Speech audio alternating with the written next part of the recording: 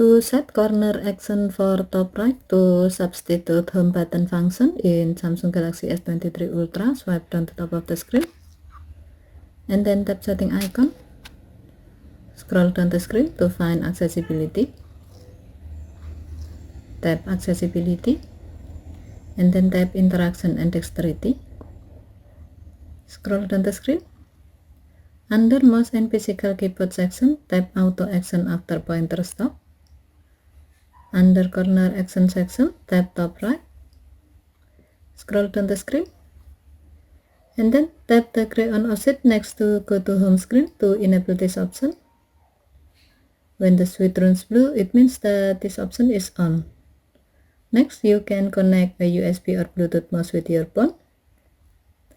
Once done connecting, now you can substitute the home button function to bring you to go to the home screen directly by hovering and stopping your mouse pointer on the top right corner of the screen.